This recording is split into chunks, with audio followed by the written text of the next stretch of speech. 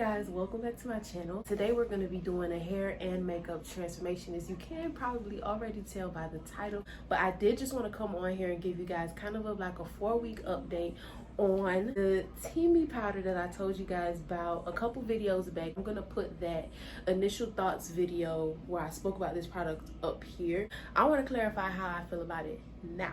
So I don't think there's any shock there. I have not changed my mind as far as how I feel about the TEAMI powder. I think it's so convenient to add vegetables to your diet. Different recipe options that you have are limitless. It's a powder that you can add to your shakes, to your smoothies, like how I like to do. I just really like it, but it doesn't give me any bad cramping, which I definitely love, because I would not like a product that does that. I just don't have the time. It still makes me feel really good. It makes me feel more energetic for some reason. I don't know if I'm energetic because there's something in these vegetables that are like giving me some type of like superpower, or if I feel energetic just because like when you're doing the right thing and like you're taking your diet seriously and you're taking your body seriously, like you just feel better. It's like going to the gym. Like you're putting your body through pain. It doesn't feel good. Like honestly, it doesn't feel good.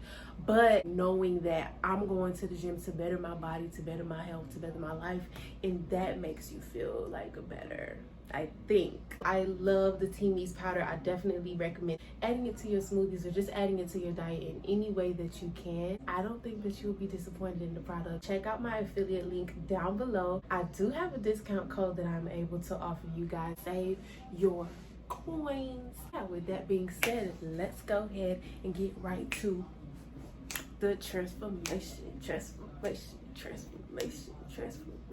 Ooh, ooh, ooh, ooh, the transformation.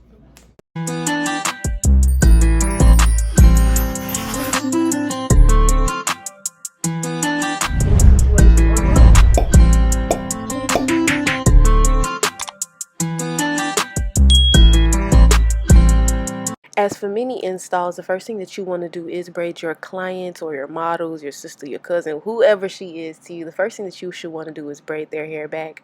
And I had a lot of questions on my braiding pattern used in my closure sewing tutorial, so I thought that I'd just go in a little bit more detail on how you would braid somebody's hair back to prepare for a frontal wig installation. So I just did a cornrow straight back, and then when I got to the end, I parted this horizontal part and I connected that first cornrow that I braided to this part that I just also parted out. And basically this braid is going to like be an anchor braid if you want to sew the back of a wig onto the head or onto the braid as you would. This braid is going to help you really sew that wig down and to keep that wig in place. After I add my anchor braid to the bottom, I just like to continue as normal, parting the hair back and braiding it all the way back. These braids don't have to be so small, but you don't want to do them so big that it'll look lumpy underneath your wig installation. So when I finally get to that third cornrow back, I take the tail of my previous cornrow and I just add that into the braid. This just helps so that I don't have a bunch of loose ends at the end of the braiding that I have to somehow sew up into the cornrows to keep it from getting in the way of the install, or to keep it from hanging off the bottom of the wig or anything. Like if you was to keep all the ends out and not add them into each other, you'll have to figure out a way to now make the ends look flat underneath the installation. So it just makes it easier for me to use this braiding pattern, and doing a closure is very similar to doing the braiding pattern for a frontal. The only difference is that you wouldn't necessarily cornrow back, your cornrow down to the sides. But I'm wrapping up my braiding right now, and in order to get both ends into the braid, I just pick one up, add it into the braid, and once I get towards the bottom of my last cornrow, then I just add the tail of my anchor braid into that as well. So by the time I'm done braiding that all the way down to the ends, I only have to worry about hiding or concealing that one braid, which is super easy. The next thing I usually like to do is clean my models or my client's forehead off using my Witch Hazel's toner and a clean washcloth. Next, in order just to get the extra flyaway edges out of the way and keep them out of the way and out of the glue's way, I like to use the Got To Be holding spray, and I like to use my blow dryer on the cool setting in order to keep the hair at the very front of her hairline flat and out of the way. Next, I put her cap on and I cut her ears out of her cap on both sides. I usually do this before every single frontal installation that I have.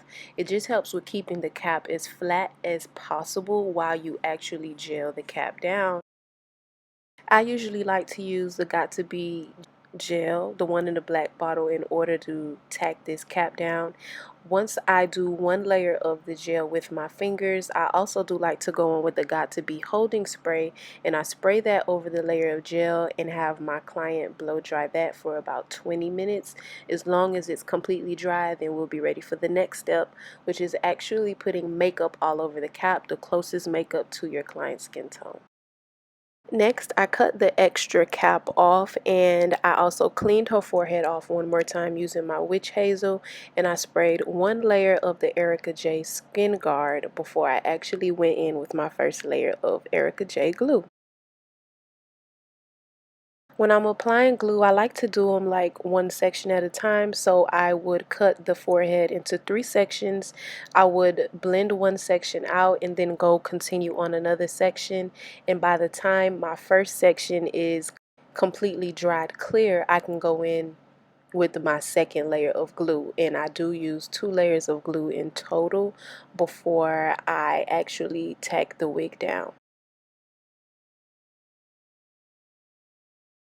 Similar to how I put the glue on, I put the wig on in sections as well, but I like to start off with the middle, and then I like to use my comb to press the lace into my layer of glue to really make sure that the wig is tacked down before I move on to my next section, which will be one of the sides.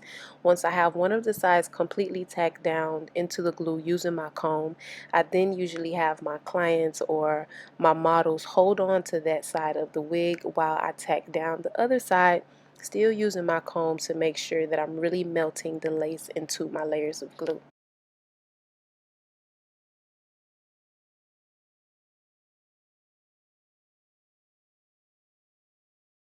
If there are any edges of the wig or corners of the wig that are not laid down into the glue, then I do go ahead and add a little bit of glue using my rat tail on my comb.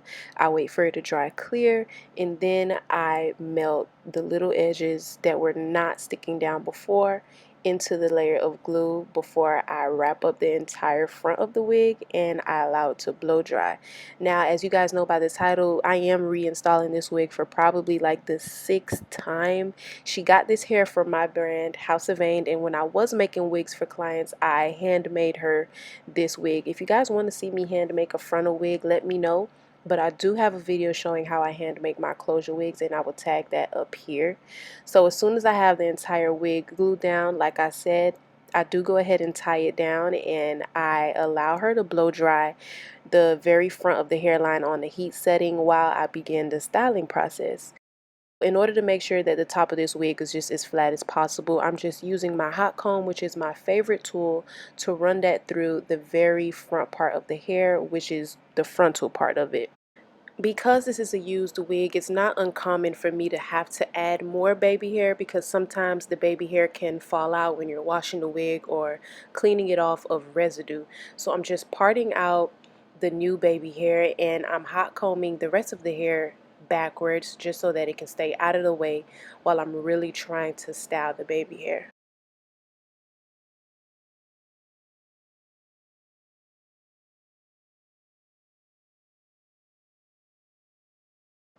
Next, to cut my baby hair, I use scissors on both sides. And I know there's like a big question of like how many swoops do you do when you're doing baby hair? I just try to keep it symmetrical on each side. So if I'm going to do a swoop in the middle and then 2 extra swoops on the side, not including the sideburns, the other side has to have the same thing. So I just try to make it even. No matter what I'm doing, I try to make it as even as possible. And sometimes I even try to eye out, like, to make sure that the baby hair are coming out of the same spots on either side of the part on each side. Sometimes I like to make it symmetrical in that way as well. But even if the baby hair don't come out of the exact spots on both sides, I think the best bet is to just make sure you have the same amount of swoops on either side of the part, if it's a middle part at least, and your baby hair will look like it makes sense. It won't look like it's missing something or anything like that. And I did show how you would do baby hair on a closure, make it look more like a frontal, and if you missed that, then I will tag that video up here. When I'm happy with my baby hair, I do take the fabric again and I wrap the very front part of this wig down. As I'm styling the top, she's blow drying the hair. I would recommend that you would blow dry your hair for at least 20 to 30 minutes. If you can make it 45, even better.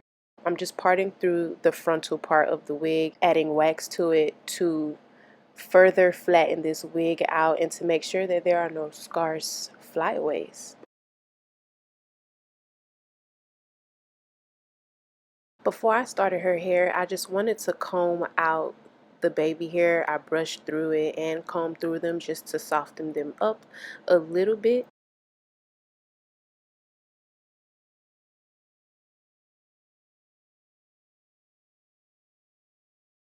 The first thing that I did to her face was actually just prime it with some Cetaphil moisturizer, and I put that everywhere on her skin. When I was done moisturizing her face, I set her eyebrows with my Laura Mercier translucent powder, and this just is going to help with making sure that her eyebrows don't get shiny and oily throughout the day with her having makeup on. So I recently uploaded a new eyebrow tutorial, and this NYX brow powder pencil was actually one of the products that I used in that video, because I also made it a comparison between a high-end makeup brand with a drugstore makeup brand. So if you want to know exactly how I like to do eyebrows, check that tutorial out. But as you can see, I'm just basically lightly filling in her brows, not doing the most, but still adding some tint, some volume to the eyebrows before I actually clean them up with my LA Girls concealer. She wanted an extremely natural, office appropriate makeup look on this day, so even though she didn't want any eyeshadow added to her eyelids, I still drug that concealer all over her eyelids on both sides, of course, and I just blended it in, and this is just going to help with adding some lightness to that part of her face. My next step is to add lashes, which I added from House of Vane's line, and she's wearing the lashes in a TEAMI, before I buff in her foundation. And I actually like to bring that foundation on top of the eyelids to add some dimension before I highlight the rest of her face, which includes the under eye area, her chin, down the bridge of her nose, as well as her forehead. When blending out the concealer, I like to start off by blending the chin, and whatever is left off on the blender, I add right above her lips. And then I like to blend out usually the forehead and then the center of her nose, and I leave the eyes for last. This concealer gets more full coverage, I guess you can say, the more you let it sit, but you don't want to let it sit for too long, because then it gets really hard to move. But that's why I just like to leave the eyes for last, because by the time I get to the eyes, the concealer had already set in enough to really create this full coverage look at the end of it.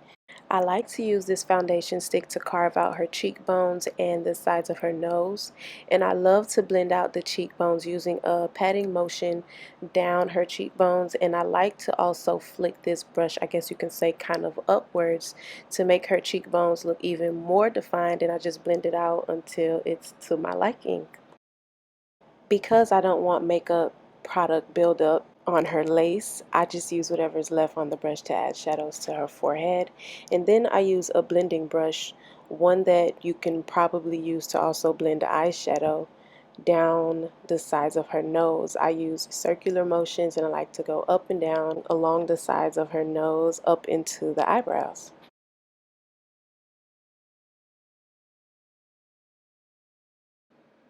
When I'm setting the highlighted parts of her face, I like to go in with the loose powder underneath the eyes first, and I like to blend that in as much as I can. I set everywhere else on the face after I set underneath the eyes, just to make sure that there's no creasing that happens. I like to set and blend the rest of the face out with a pressed powder, and I basically blend this into every area of the face that I didn't just blend the last loose white setting powder into. I also do like to add some of this powder to the eyelids just to add some color there, and then I add blush to her cheekbones, starting at the highest parts of her cheekbones and blending that product into the top part of her cheeks near her nose. And in order to reinforce the cream contour, which I had done under all of this powder, I'm just adding some powder that's probably like 2 shades darker than her regular skin tone to those contoured areas of her face. I do also add some of this product to her jawline just to define her jawline a little bit more.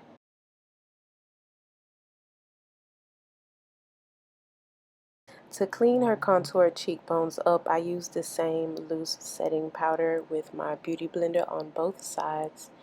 And pretty much after I put this product on the skin, I sweep it away because it doesn't really have to sit there long in order for it to do its job. Next, I just wanted to go ahead and add some of that contour powder to the sides of her nose. I like to go up and down along the sides of the nose, up into the eyebrows. I'm blending the whole face with a pressed powder that matches her skin tone, and then I set her face with a setting spray before I get back to the hair. Once I started finishing off her hair, the first thing that I wanted to do was to just mold her baby hair in place. She told me that she doesn't really know how to restyle her baby hair. So to make it easier on her and to mold the baby hair in place, I'm using the Got To Be gel to reinforce the shape that I had already molded the baby hair into using mousse. But now with gel, like I said, this is just going to make it easier for her. The baby hair won't really get out of place if you use this method.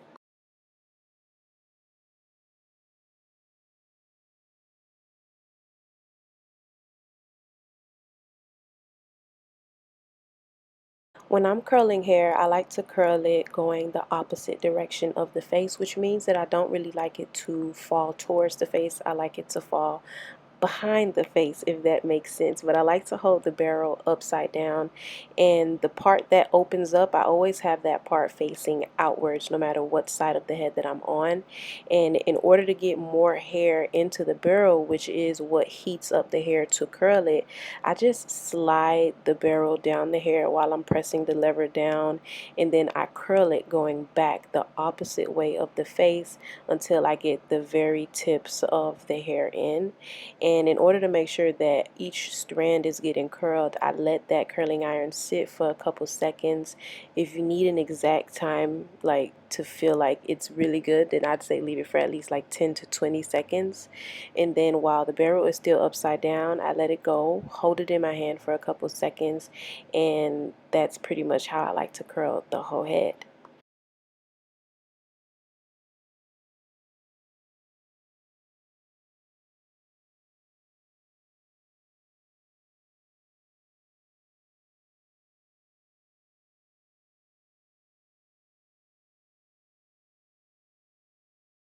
So again, even when curling on the other side of the head, I still like to hold my barrel upside down while I slide more and more hair into the barrel, and I like to curl going backwards as I add more hair to get curled. I do like to flip it completely upside down while I let the hair heat up in there for about 15 to 20 seconds. I twist it around a little bit before I let it go just to make sure the heat is getting to all the hair. And when I finally let it go, I hold it in between my hands for a little while, and we have a curl. In order to create like these ridges, I don't know if you guys remember ridges from back in the day, used to look like little cones, but in order to create these soft ridges at the top of the head, I just like to use the hot comb, and I like to twist it and make the hair basically mold into the shape that I'm twisting the hot comb, and then I curl the rest of the top of the hair. I lightly combed through the curls just so that they can fall a little bit. She wanted this to be like, you know, soft curls, office curls. I'm going to work, office bae type hair, if that made sense. So I didn't want to make all the curls drop by combing through it too much, but I did need them to drop a little bit. I love this hair. I think she's had this hair for like 2 years now, and it still looks so good, especially when you curl it. But all the information will be in my description box. But she had to get ready to go to her photo shoot. So after hair, she changed her clothes, and I saved her lips pretty much for last. I lined them first with this Morphe liner and added some of this lipstick to the center, and then I just put clear gloss on top of it all, and that pretty much summed up the entire look. Do not forget to like this video and comment any questions that you may have down below. Subscribe to my channel if you like the type of videos that I make. Thank you so much for tuning into this video, and I'll see you guys next time.